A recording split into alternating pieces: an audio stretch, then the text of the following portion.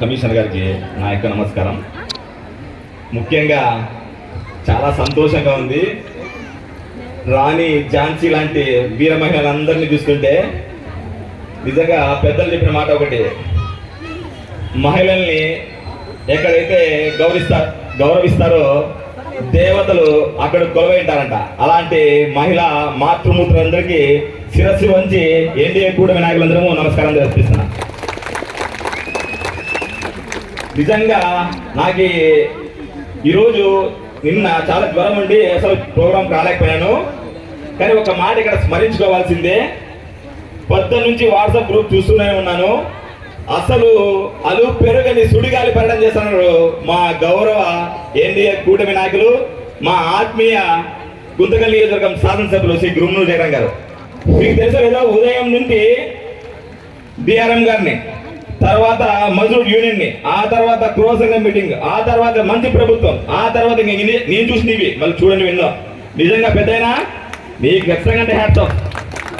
నీ శక్తులు కూడా మాకు కొన్ని ప్రసాదించాలని చెప్పి కోరుకుంటున్నా. నిజంగా నా లాంటి యువకులు ఎంతో నిరుత్సాహంగా ఉంటే ఇలాంటి నాయకులు చాలా స్ఫూర్తినిస్తున్నారు. ఖచ్చితంగా అంటే ఇలాంటి నాయకుల స్ఫూర్తితోనే ముఖ్యంగా ఈరోజు మనం మాట్లాడుకోవాల్సింది మంచి ప్రభుత్వం అనేటువంటి అద్భుతమైనటువంటి కార్యక్రమం. రాష్ట్రం చాలా సంక్షోభం దిశలో ఉండి అలాంటి సంక్షోభం నుండి సంపూర్ణ సంక్షేమ అభివృద్ధి దిశగా ఈరోజు అడుగులేస్తుంది అంటే దానికి ఒకే ఒక కారణం, అనుభవం ఉన్నటువంటి నాయకుడు, దార్శనికత కలిగినటువంటి నేత నా శ్రీ నారా చంద్రబాబు నాయుడు గారు అని చెప్పి ఎవరన్నా కాదనగలరా?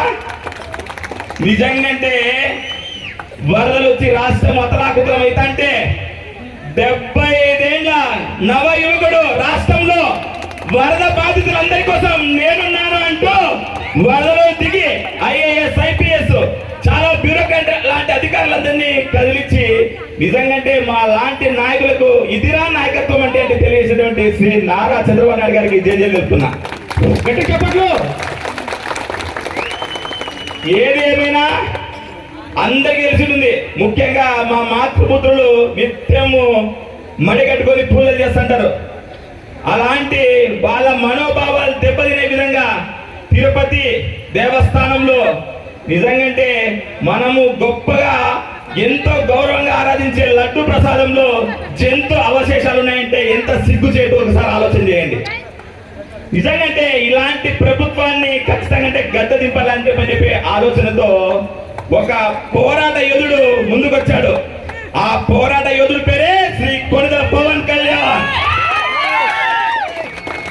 అనుభవం ఉన్నటువంటి నాయకుడితో పోటీ పడుతూ ఆయన అనుభవాన్ని శిరస వయస్సు పెద్దలు గౌరవనీయులు భారత జాతి ముద్దుబిడ్డ నరేంద్ర మోడీ గారి ఆశీస్సులతో ఈ రోజు ఎన్డీఏ ప్రభుత్వం ఏర్పడి ఆంధ్ర రాష్ట్రంలో 100 రోజుల పరిపాలనలో అసలు నా బుద్ధో నా భవిష్యత్ అనే విధంగా పెన్షన్ మన మామ ముద్దుల మామ లాస్ట్ లో 3,000 రూపాయలు పెన్షన్ పెంచుతానని చెప్పి 250 అనుకుంటా అవ్వాతాతల ఊసులంతా వస్తున్నాడు.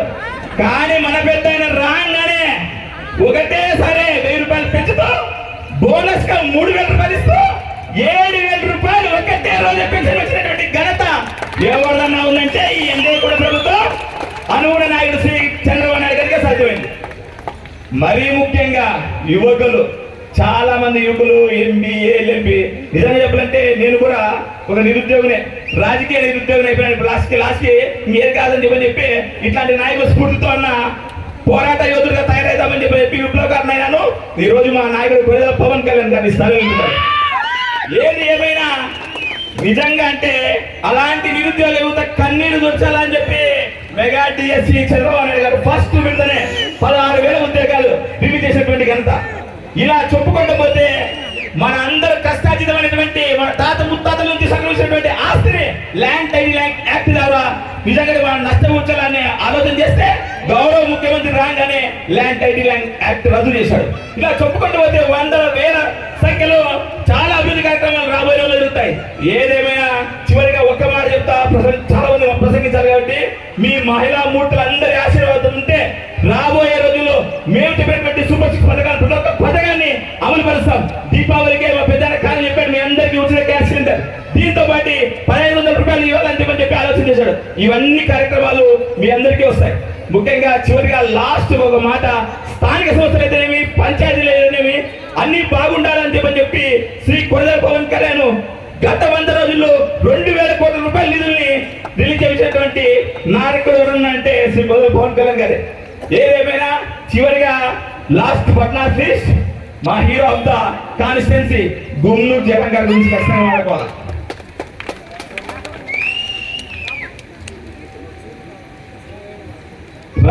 వచ్చి రాగానే 100 రోజుల్లో ఏం చేశాము అంటే, నిజంగా మీ అందరికీ తెలుసు మన వాటర్ సమస్య గుంతకల్ నియోజకవర్గంలో ఏంటి గుత్తి, పామిడి, గుంతకల్లో ఎంత తీవ్ర సమస్య ఉందనేది ఆడవాళ్ళందరికీ తెలుసు.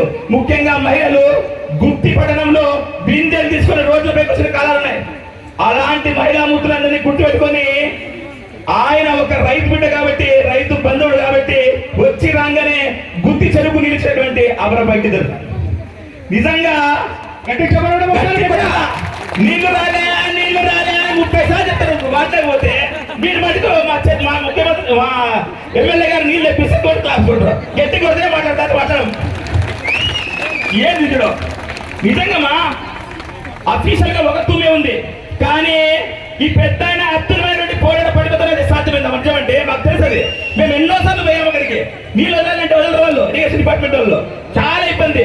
కానీ నేనున్న చూసుకున్నప్పండి అని చెప్పి నడుం బిగించి వచ్చేటువంటి ఫైటర్ ఈ ఫైటర్ మీకు తెలుసా. ఏదేమైనా మీరు అందరు గుర్తుపెట్టుకోవచ్చింది చివరిగా ఒక మాట ఏంటంటే అంటే,